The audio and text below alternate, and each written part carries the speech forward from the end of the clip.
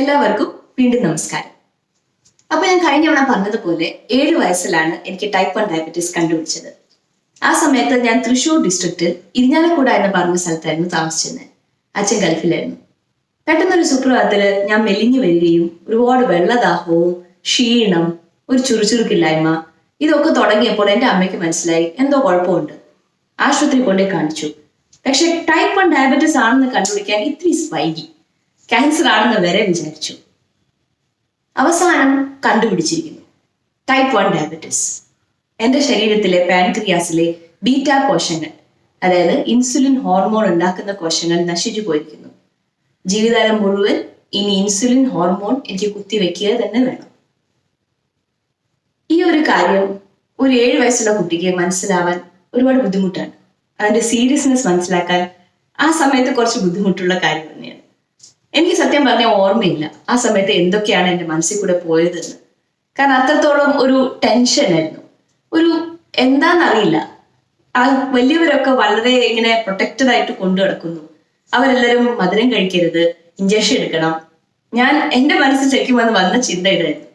ബാക്കി എന്ത് അസുഖമാണെങ്കിൽ പോലും ഒരാഴ്ചക്കകം ചിലപ്പോൾ മരുന്ന് കഴിക്കണം, ചിലപ്പോൾ എന്തെങ്കിലും ഇഞ്ചക്ഷൻ എടുക്കണം. മാക്സിമം പോയ ഒരു മാസമൊക്കെ ആകുമ്പോൾ എല്ലാവർക്കും മാറും. പക്ഷെ എൻ്റെ അടുത്ത് പറഞ്ഞത് നാളെയും കൂടെ ഇഞ്ചക്ഷൻ, ഇനിയും ഇഞ്ചക്ഷൻ. പിന്നീടാണ് എൻ്റെ അടുത്ത് അച്ഛനും അമ്മയും കൂടെ ഇരുന്ന് പറഞ്ഞത്, ഇതിപ്പോ ജീവിതകാലം മുഴുവൻ ഇഞ്ചക്ഷൻ എടുക്കേണ്ടി വരും.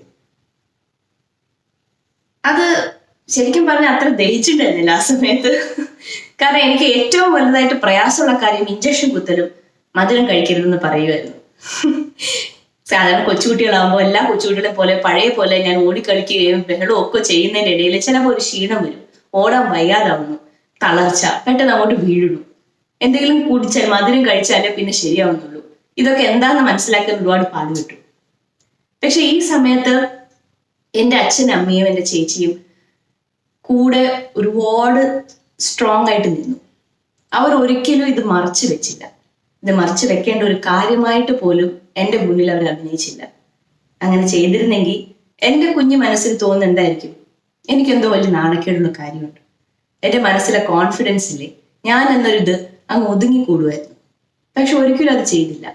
എപ്പോഴും എനിക്ക് നോർമലായിട്ടൊരു ലൈഫ് സ്റ്റൈൽ, എപ്പോഴും എൻ്റെ കൂടെ നിന്ന് എന്നെ എൻകറേജ് ചെയ്ത് എനിക്ക് ഈ അസുഖത്തിനെ കുറിച്ച് പല പുസ്തകങ്ങൾ കൊണ്ടുവന്നു. കൊച്ചുകുട്ടികൾക്ക് മനസ്സിലാക്കാൻ പറ്റുന്ന പടങ്ങളൊക്കെയുള്ള പുസ്തകങ്ങൾ അത് കൊണ്ടുവന്ന് എനിക്ക് കാണിച്ചു തരികയും പുറത്ത് ഒരുപാട് പേർക്കും ഇതുണ്ടെന്ന് പറഞ്ഞു തരികയും അങ്ങനെ എപ്പോഴും ഒരു പോസിറ്റീവ് ഇതാണ് എനിക്ക് തന്നുകൊണ്ടിരുന്നത്. അതുകൊണ്ട് എനിക്കും തോന്നി തുടങ്ങി, സാരമില്ല, കുഴപ്പമില്ല, ഇതെനിക്ക് ശരിയാക്കാം, ഇതൊക്കെ പ്രശ്നമില്ല. അങ്ങനെ പതുക്കെ പതുക്കെ ഞാൻ ഈ ജീവിതത്തിലൂടെ പോയി തുടങ്ങി. എല്ലാ മത്സരങ്ങളിൽ പങ്കെടുത്തു. എൻ്റെ ചേച്ചി ചെയ്യുന്ന എല്ലാ കാര്യങ്ങളും ഞാൻ പിറകെ ചെയ്തുകൊണ്ട് തന്നെ ഇരുന്നു. ഇതിനൊക്കെ എൻകറേജ്മെന്റ് സപ്പോർട്ട് മാത്രമേ എനിക്ക് കിട്ടിയിട്ടുള്ളൂ. അപ്പോൾ ഞാൻ പറഞ്ഞു വരുന്നത് എന്താണെന്ന് വെച്ചാൽ, നിങ്ങളുടെ മക്കൾക്ക് അല്ലെങ്കിൽ ഒരു കൊച്ചു കുട്ടിക്ക് ഇത് വരികയാണെങ്കിൽ ദയവ് ചെയ്ത് നിങ്ങളത് ഒളിപ്പിച്ച് വെക്കുകയോ ബാക്കിയോട് പറയാതിരിക്കുകയോ അതെന്തോ ഒരു നാണക്കേടാണെന്നോ ആ കുട്ടിയുടെ ഫ്രണ്ടിൽ വെച്ചിട്ട് പറയാതിരിക്കുക.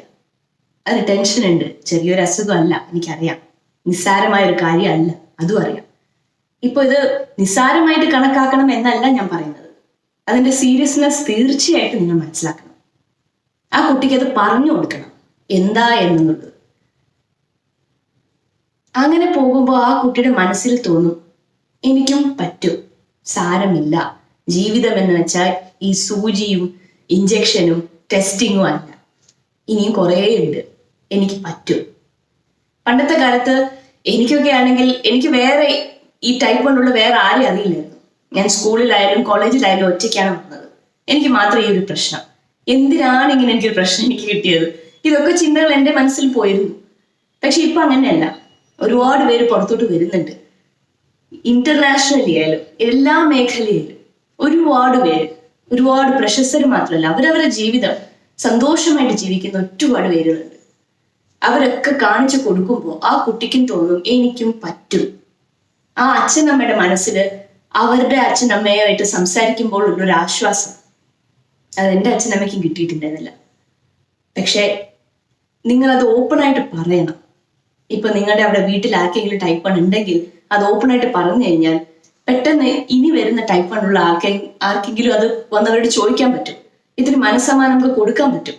അത് നിങ്ങൾ ഒളിപ്പിച്ച് വെച്ചിട്ട് എന്താ കാര്യം? അതിലെന്താ നിങ്ങൾ നേടുന്നത്?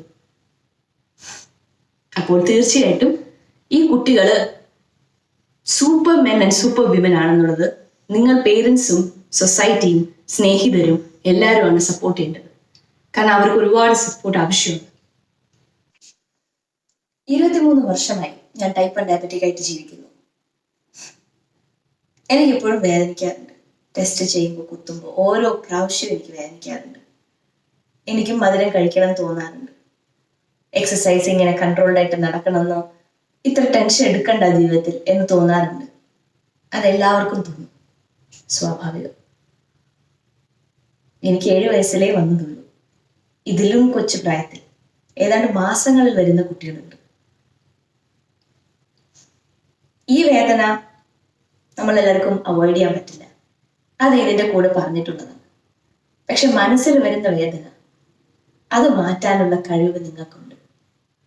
അതുകൊണ്ട് ഒരിക്കലും നമുക്ക് എന്തോ ഒരു നാണക്കേടാണ്, നമ്മളത് ഒളിപ്പിച്ചു വെക്കേണ്ടതാണ്. ഞാൻ ഒന്നും ആയി തീരില്ല, ഇതാണ് എൻ്റെ ജീവിതം, ഇതോടെ തീരുന്നു എൻ്റെ ജീവിതം എന്ന് ചിന്തിക്കേണ്ട ഒരു അവസരം അത് വരരുത്. കൊച്ചുകുട്ടികളാകുമ്പോൾ അച്ഛൻ, അമ്മ, കൂടപ്പുറപ്പുകള്, ഫാമിലി, ടീച്ചേഴ്സ്, ഫ്രണ്ട്സ് ഇവരൊക്കെ സപ്പോർട്ട് ചെയ്യും.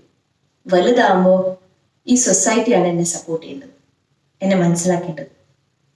ഇപ്പോഴും ഞാൻ തളരും, ഇപ്പോഴും വിഷമം വരാറുണ്ട്.